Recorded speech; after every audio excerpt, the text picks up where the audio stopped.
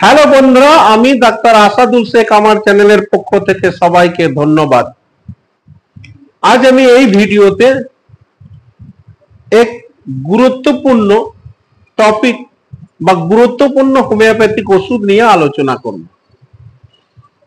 আমরা প্রায়ই দেখি যে আমাদের পেটের প্রবলেম হতেই থাকে। একটু ঝাল মশলার তরকারি খেলেই পেটের প্রবলেম শুরু হয়ে যায়, বা ঠিকঠাক খাওয়া দাওয়া না হলে পেটের প্রবলেম শুরু হয়ে যায়। পেটের প্রবলেম কোন কোন পেটের প্রবলেম হতা है? আমরা বেশিরভাগ দেখি হজম হয় না, হজমের প্রবলেম, বদ হজম। এর কারণে কি হয়, খাওয়া দাওয়া কিছুক্ষণের পরেই আমাদের পেট ফুলে যায়, পেট ভারী ভারী লাগে, পেটে গ্যাস হয়, পায়খানা করতে গেলে পায়খানা ক্লিয়ার হয় না, বুক জ্বালা করে, এইসব প্রবলেম আমাদের হতে থাকে।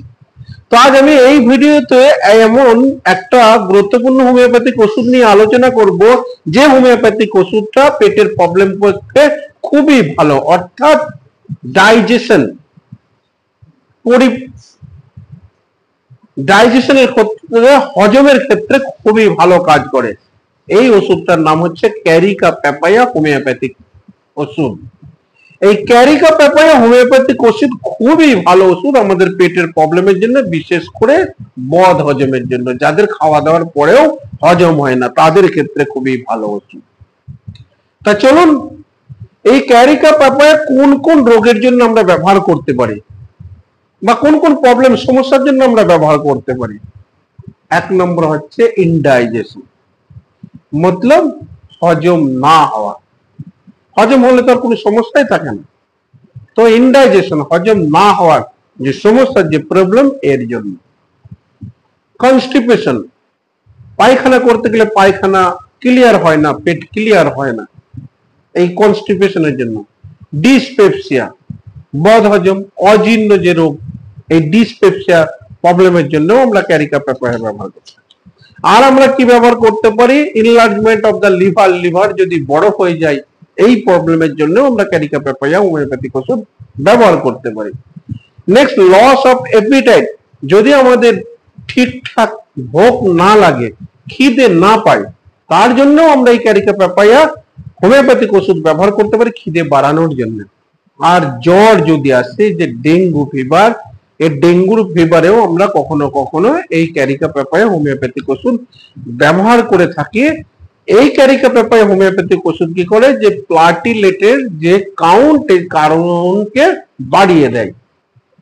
এই প্লাটিলেট কাউন্ট বাড়ানোর জন্য আমরা কখনো কখনো ডেঙ্গু জ্বরের ক্ষেত্রেও আমরা এই ক্যারিকা প্যাপায়া ওষুধটাকে ব্যবহার করি। তো ক্যারিকা প্যাপায়া কোন, এর বেনিফিট কি, মানে উপকার কি, আমাদের উপকার দেয়।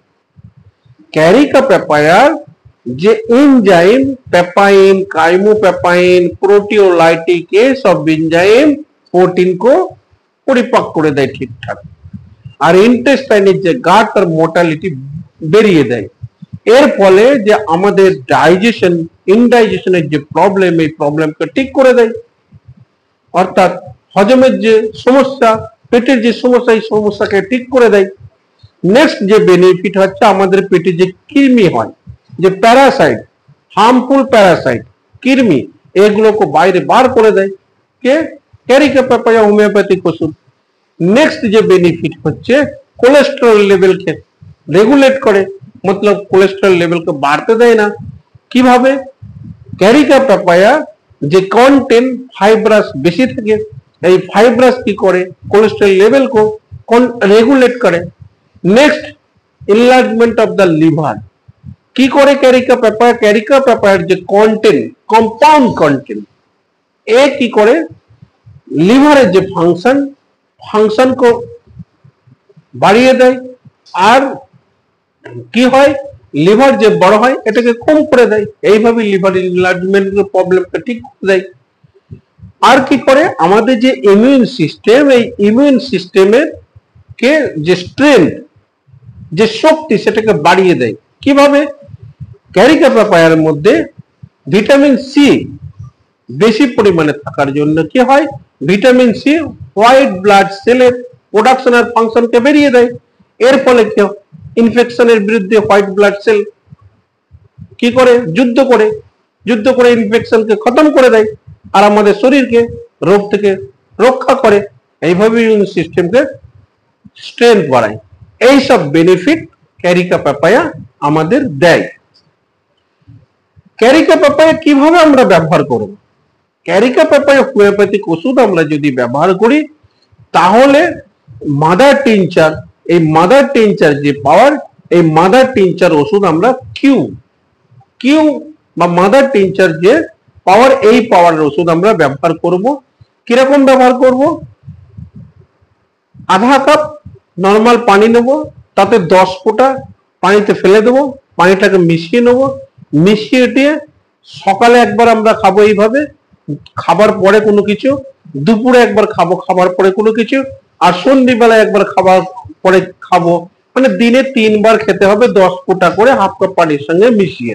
কিছুদিন, 7 দিন থেকে 10 দিন, তারপরে ফের 20-25 দিন বন্ধ করে দেবেন। যদি সমস্যাটা অনেকটা কমে যায় তারপরে আবার একবার নিয়ে নেবেন। এইভাবে কিছুদিন খেতে থাকলে সমস্যা বা প্রবলেম দূর হয়ে যাবে। এইভাবেই আমরা ক্যারিকা পাপায়া হোমিওপ্যাথিক মেডিসিন যে মাদার টিনচার এইভাবেই ব্যবহার করি। তা বন্ধুরা, আমি এই ভিডিওতে পেটের যে যারা প্রবলেম হতে হয়, বদ হজম যাকে ইনডাইজেশন বলি, এই প্রবলেমের জন্য যে গুরুত্বপূর্ণ হোমিওপ্যাথিক ওষুধ ক্যারিকা পাপায়া নিয়ে আলোচনা করলাম।